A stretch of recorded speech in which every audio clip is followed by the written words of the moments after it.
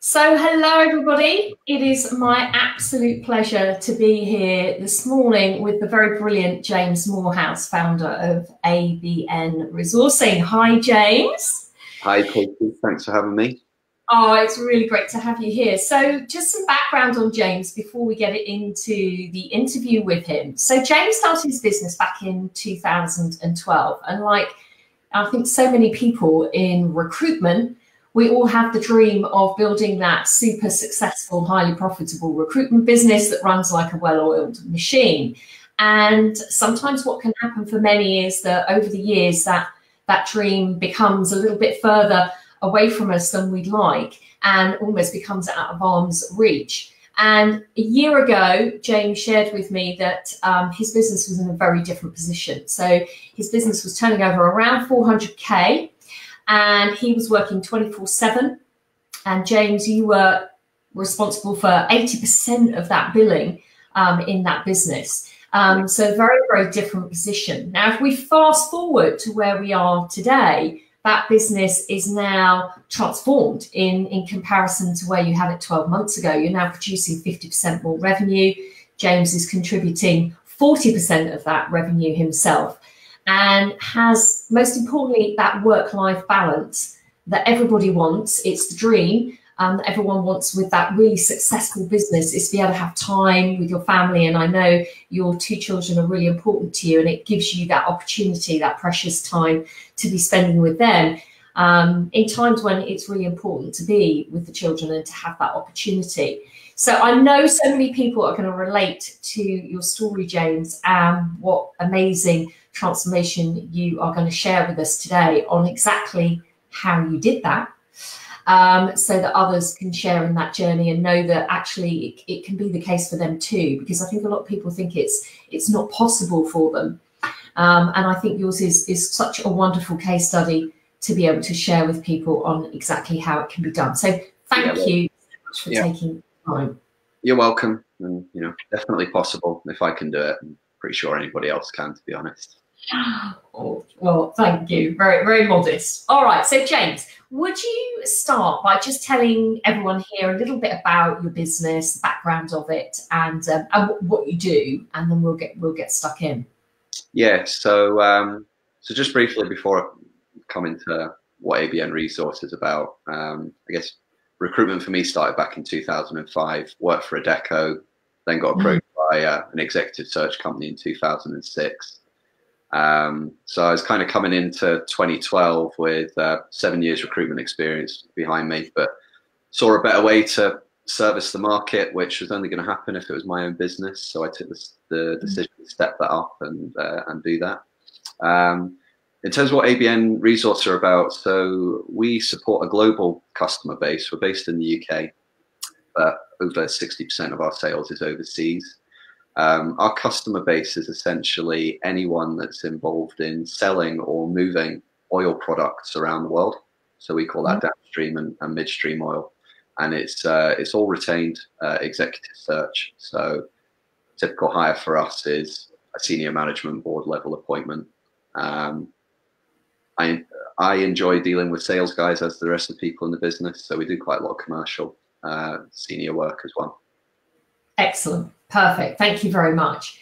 And so take us back, is you and I met, well, it was about 12 months ago, actually, wasn't it? When we first had our first conversation. Yeah. And then you and your other partner, James, obviously came on board and started working with us. But where was the business at 12 months ago? What were the type of problems that you were experiencing? Yeah. I mean, the business is all right. It was always profitable, but it was getting frustrating because it wasn't really growing how we wanted it to be. And I think we tried quite a lot of different ways, methods to make that growth happen, but failed.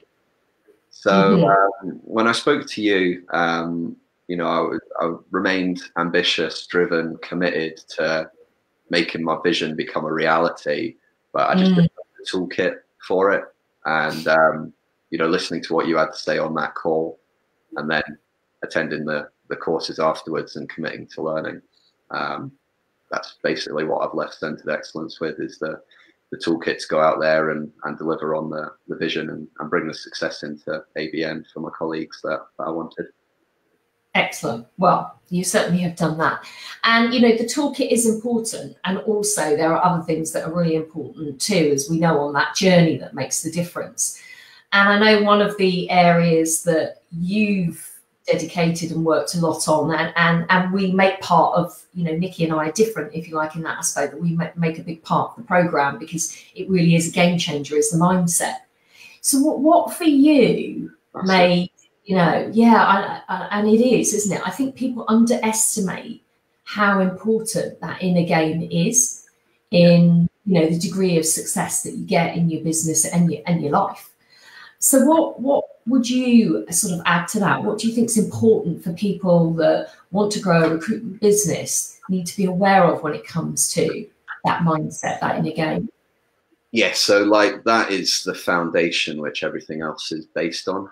And I mean, I have to say, I kind of went into that knowing that mindset was really important. So when I was hearing about it from you guys, I guess I was quite an easy audience member to get on board. But that still doesn't mean that I had the right mindset, I think, at the time, whereas now I'm a totally different person in my headspace. You know, the key takeaways for me around the belief piece was the power of positive thinking, being the change. So for me, that was taking responsibility and accountability, and actually, if there's things happening around you which you aren't happy about, that's probably down to you more so than the people that you have issues with. And really getting a more abundant growth, law of attraction mindset, whatever you want to call it, but it's really having a different perspective that's being broadcast out to the world, and you'd be amazed what opportunities come off the back of that once you've got that mindset and that belief that's right. Yeah, and you know, I would obviously totally concur with that. What things do you do? Because we've got like our success formula that we share with our clients that I know some people use. Or what would be the things that you do on a daily basis that perhaps other people could start using, that might be listening to the call? Just even like one tip that you would say really helps you to maintain that mindset. Well, commit to keeping your mindset right. So there's been a few things for me. I mean, I will spend an allotted time each day just for 10 minutes thinking about gratitude, concentrating on mindfulness, getting my headspace right, and then I go into the day refreshed, ready to go. That's really that's been a really important thing for me to do. Yeah, excellent. Thank you. And I think it is underestimated. You know, it's one of those pieces of it's an invaluable tool. And actually, interestingly enough, we all have the choice of how we use it, because it's ours, isn't it? I think so many people think, oh, well, what, you know, how do I train it then? What is it I have to do? Do I have to read lots and lots of books? You know, how do I get that sort of inner game? And you're right, an element of that is actually about focus, laser focus, isn't it? And having the tools around you to do that. So thank you on that piece. Let's talk about the strategies that you implemented as well then, because you know, you shared with me in terms of where the performance of the business is now versus where it was 12 months ago. Could you just take people back to, or start people on that journey of, right, well, what is it specifically that you changed that made those differences? So I know you restructured your model, for example. So what would you say are the key areas that have made the biggest difference for you in those shifts, in getting those shifts? Yeah, I mean, I wouldn't just say it's been one thing. It's been a multitude of factors. So once we got mindset right, we revisited what is our mission, vision, and value statement, and did that across the business. Which at the time had a few other people in it, plus James. Yeah. Once we'd completed that mission, value, and vision piece, we actually realized the other people don't really fit that. So some of them left, some of them were asked to leave, and we literally scaled back to me and James. But getting that culture right and everybody on board with what we were trying to achieve was really important. Then we were much more selective about what types of customers to deal with. So when I went over our trading history, I actually realized that all of our best customers that paid us the best fees were privately owned SME-sized companies. So basically anyone that was a PLC that we started dealing with, and that was actually our two largest accounts. We cut them out. They were the biggest headache, even though they made us the most revenue, but they probably made us the least amount of profit. And so we just got rid of customers that we don't like dealing with and focused on ones we do enjoy dealing with and can add value to, that pay us more money and we make more profit. And how do you do that? Because some people will be listening thinking, you know, on the surface, that sounds great. I'd love to do that. You know, I want to work with the most profitable clients. But what about if we have, you know, if I'm a business that has long-standing relationships with clients that give us, you know, multiple roles or something, you know, and therefore people would be worried, you know, what if I say no?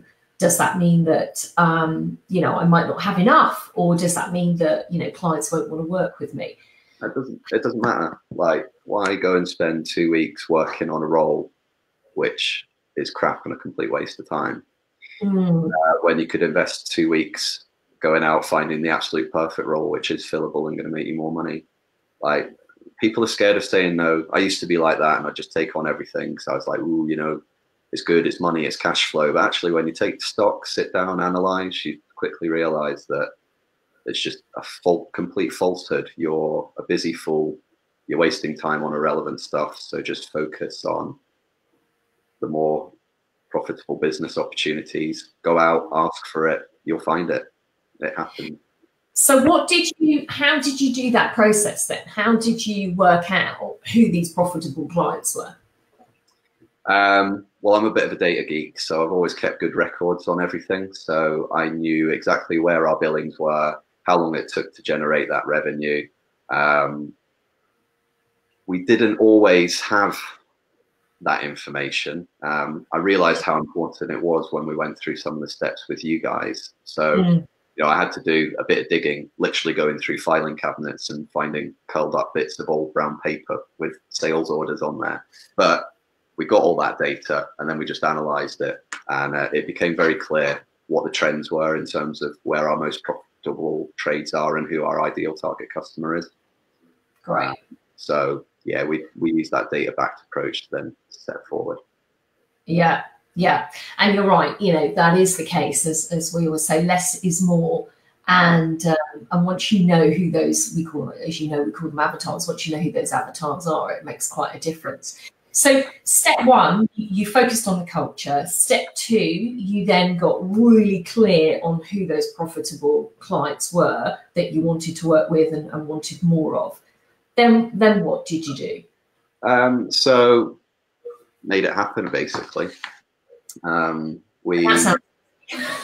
I mean, it's much easier when you've got a focus, right, to know where to go. So we then did a lot of research about the market, went out with some social proof, and you know, we were finding like our customer conversion and opportunity flow was a lot better with like a solid BD process. Yeah.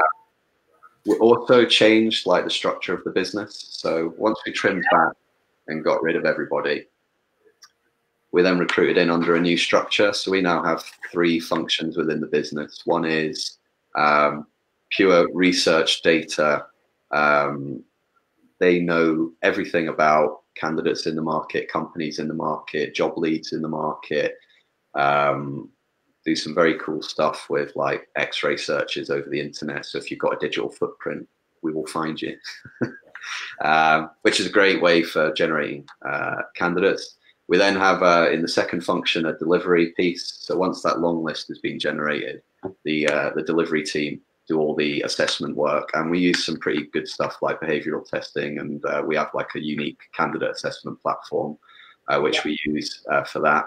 And then the third function is business development, which is the bit I really enjoy. So, you know, I've been getting out, basically pitching customers, winning retained business, bringing the contracts back into the office, and letting the resourcing and delivery guys fill those contracts. Great. And that's, you know, again, that's something that is really, sometimes I think recruitment business owners feel they've got to get into the business and be that person billing. And actually the structure of the model, particularly if you work a 360, just does not allow that to happen. It keeps you so defined and caught in this, you know, hamster on a wheel, doesn't it? Whereas when you start relinquishing that and splitting that model up, that can make all the difference for individuals. Yeah, totally. I mean, you know, that was a big takeaway from the work I did at Centered Excellence, to change that model. And yeah, it was not actually very scary, because it became so obvious when we looked at the mechanics of each model that that was the right one to do. And you know, if nothing else, it's got more money coming in to the business, and it's got me enjoying more about the business. So it's a good thing to do.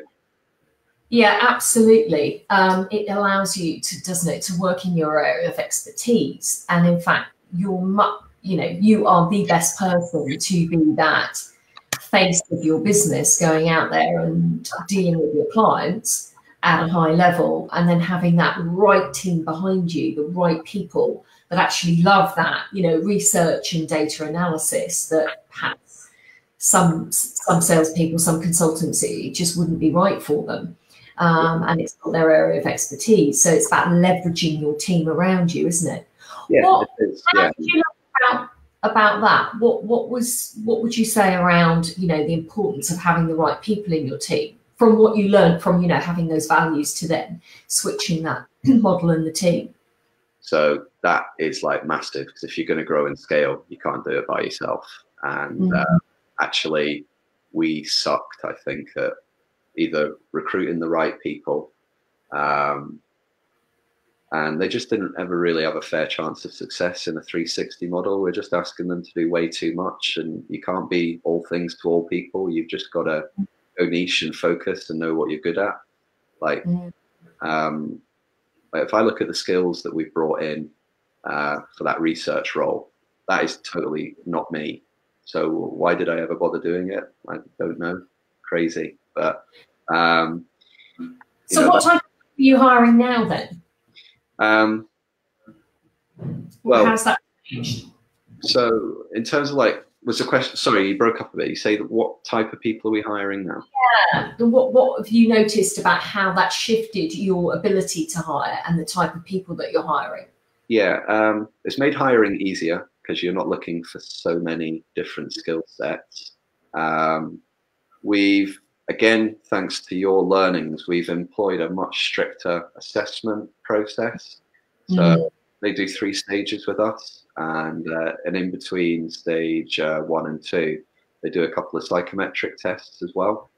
And that's given us a much better idea of how they're going to behave in the workplace. But also the flow of your team right, because, you know, it's great to have a real extrovert deal maker type personality in a business development function.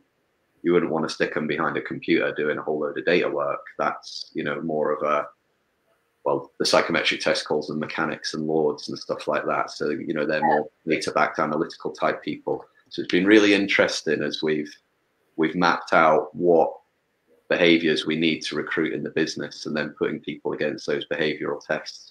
You know, we recruit people from all kinds of different backgrounds, but they just have the right behaviors and skill set, and we'll teach them recruitment. Right. Bingo. And I think that's a great learn for people, and, you know, great point for people to hear, because again, you know, if I went back to the world of recruitment how many years ago, and even now I hear, you know, people thinking I've got to recruit, you know, good people who are recruitment consultants or have got that experience in recruitment. And you're absolutely right. Actually, that isn't important. What's important is more around their behaviors and their values. And are they coachable? Yeah, absolutely. I mean, you know, we interviewed a whole load of people, experienced recruiters, and they weren't coachable. They didn't have a learning mindset, and that was a big no-no for us. But we only realized things like that after we'd had dialogue with you guys, because up until that point, we were making those kind of errors and thinking, oh, it'll come good. But yeah, I really don't understand how people can expect to grow and scale a profitable business on 360. If you're going to go after the exec search market, at least anyway, it's just seems a no-brainer to start splitting up those role functions and leverage your time better. Yeah, perfect. Thank you. So we've talked, you know, the importance around culture, values, having that, you know, having that clear vision of where you want to get to, looking at who your customer base is, the most profitable. You talked about having that really structured business development process in place. Yeah. And that's something that is like a step-by-step process that you guys have, isn't it? If I'm yeah. right. So again, you know, we took time to reflect on what steps do you have to follow to be successful, and it was almost a weakness we had was how are we successful? How do we actually generate business and revenue? We didn't really have anything specific set out to explain that to people. We knew it, but it was all in there and it wasn't out in the open. So that's not very good when you're trying to bring people into your business to make it grow. So yeah, we set out a very simple 7-step process. We make sure every job function has a particular number of key success factors. So the company now almost runs like a machine, basically. Like we know if research do their key success factor numbers in a week, followed by delivery doing theirs and business development doing theirs, we can predict what the revenue is going to be 4 to 5 weeks down the line. And that gives me so much confidence when like great people are interviewed to join the business. I go, yeah, you know what? We can accommodate them. The money's going to come in. The money's there. The revenue's there. I reckon they can do these outputs week on week if they come in. So let's just, you know, grow and scale, grow and scale.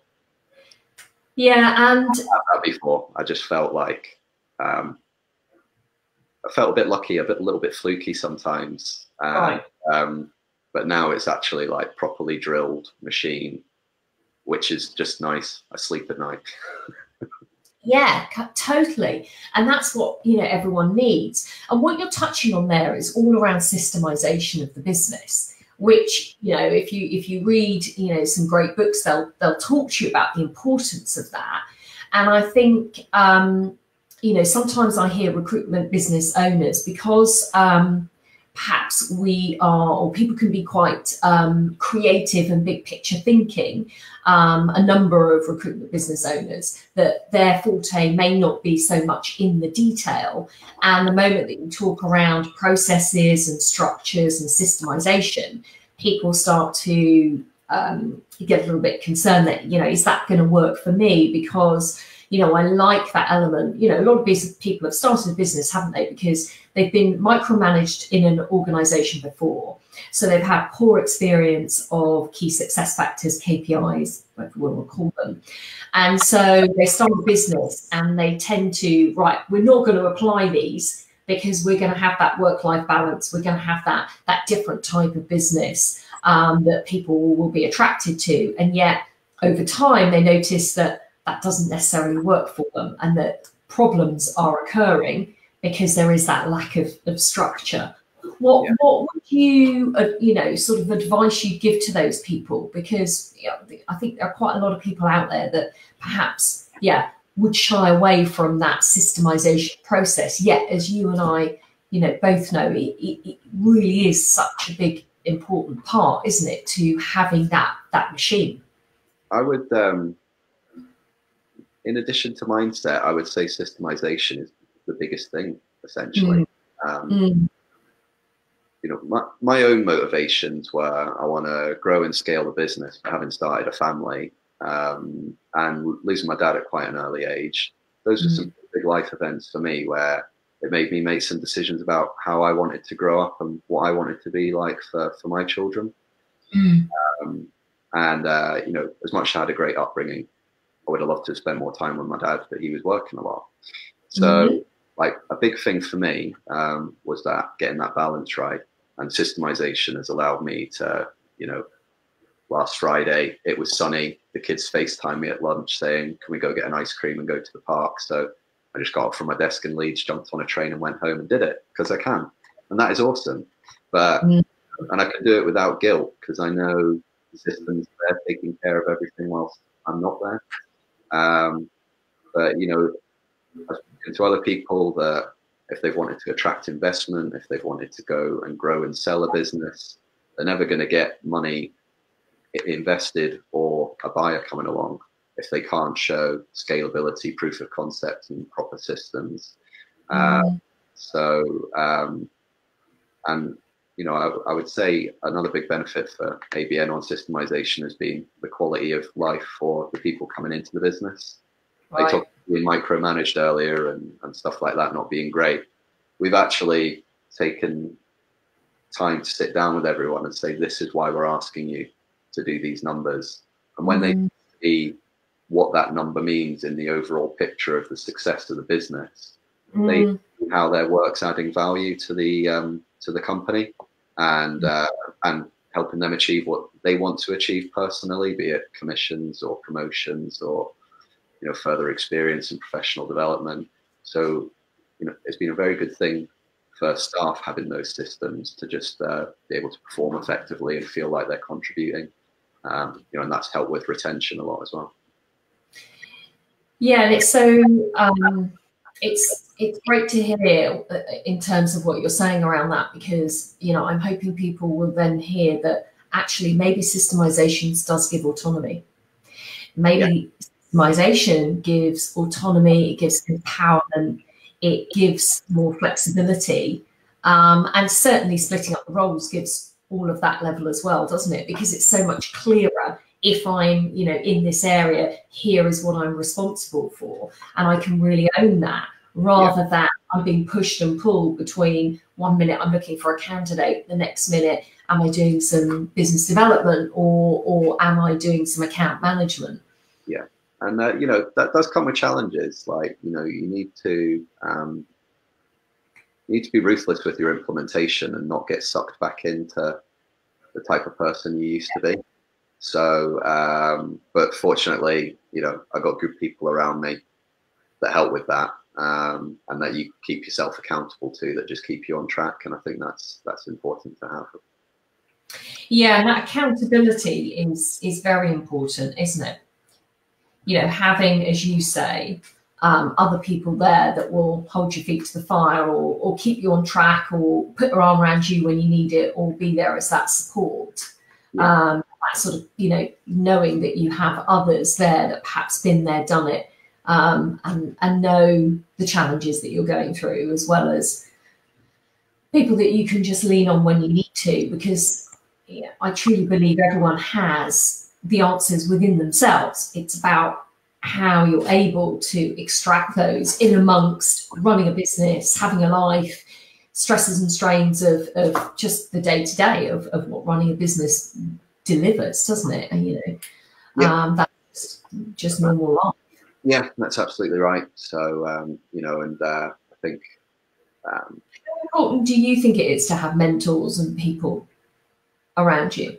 Yeah, that's like key. I mean, it's how you keep learning. It's how you keep growing. I think if you don't think you ever need mentor or self-development, then you're just going to get so limited and hit a ceiling of your own skill set and professional development. So it's massive. And actually, you know, a thing I really enjoyed when I came on to the course was you're in a room full of people. Like, the peer-to-peer networking opportunities are awesome. They're all business owners. They'll be doing different business recruitment to what we do, but that's fine. There's things I can learn from an education recruiter, a marketing recruiter, a waste management recruiter. You know, they've all gone through the struggles that we have and have come out the other side, or some of them are just at the beginning of those struggles where we've come out the other side okay. So we're able to, like, trade a whole load of information and share that. and a lot of key learnings, which is great. And actually, being an owner of a business can be quite lonely sometimes. So you don't have many people you can go talk to in your business, probably. So actually having that network of people you can speak to who know exactly what you're on about is a very valuable resource as well. Yeah, absolutely. So, okay, so we've talked about, the business development model. We've talked about the structure from changing your model, as in the 360, which, as you've said you've mentioned is key to people as a takeaway. Having that unique platform, so that unique ability. So I always say, take yourself out of the me too into me only. So making sure that what you're offering, your service offering, has a unique ability around it, and you're adding more value than just being that CV supplier. And you've talked about that, and you've talked about the niche and the accountability. What else? What other steps did you take that you would want to share with others that you think are really important, James, on that transformation?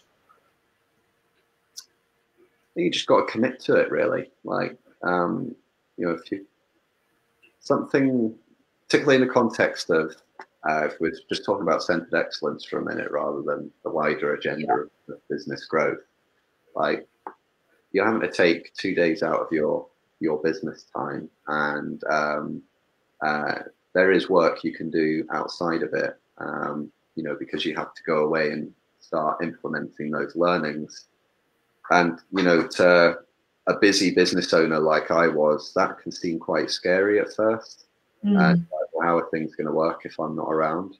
But actually, very refreshing having 2 days away, not having to, be in the business. You can kind of like be on the business, as it's commonly said. That's had a massive value to it. So like, another key learning for me is just, you've just got to commit. You've got to take the time to implement the learnings. Otherwise, it would be a waste of time.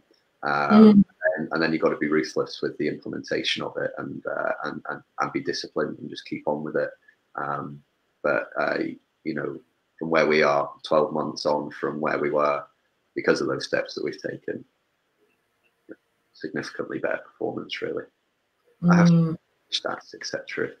If there's any data geeks that love it. Lovely, thank you.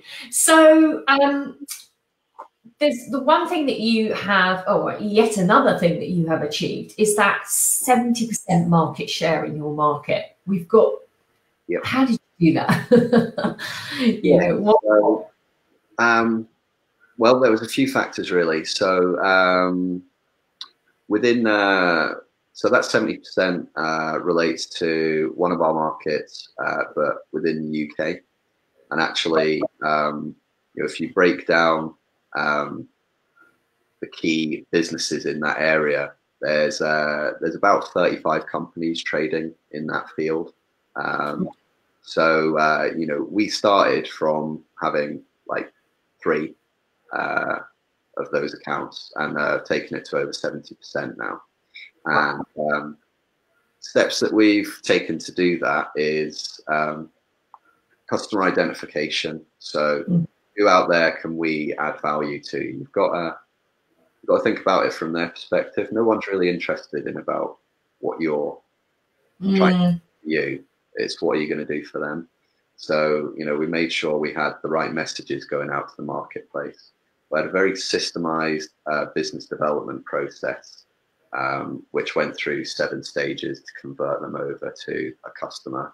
And obviously we're not 100% market share, so not everyone decided to convert, but we've seen significant growth from that process. And then obviously once you've got them tendered and you've got them retained, it's all about delivery. And that's where our business model and some of the unique assessment pieces that we do really stands out in the marketplace. They're happy to pay us much higher fees because of it, because they're seeing the results and social proof elsewhere in the marketplace. And it's actually like, oh, you're those guys. Yeah, we've heard you. Right, we've got this role. Can you come in and chat to us about it? Oh, and by the way, we're going to need this, this, this, and this. It's like, pretty sweet. We don't really have to ask for that much now. It's because we've just got that recognition in that market. It's great. So, a challenge moving forward for us now is there are bigger customer numbers in the other 3 markets that we serve, and we need to go after more market share there and roll out what we've done in that smaller market to the bigger ones. Yeah. And so your next goal then? What's well, I have a few. I mean, I reckon this year we'll end up at about $750,000 turnover. So, that's a near double increase. But by 2021, we want to be 2.5 million turnover plus. So, we've got some headcount goals to achieve that. We've got some geographic footprint in terms of actually expanding our office presence around the globe to achieve that. And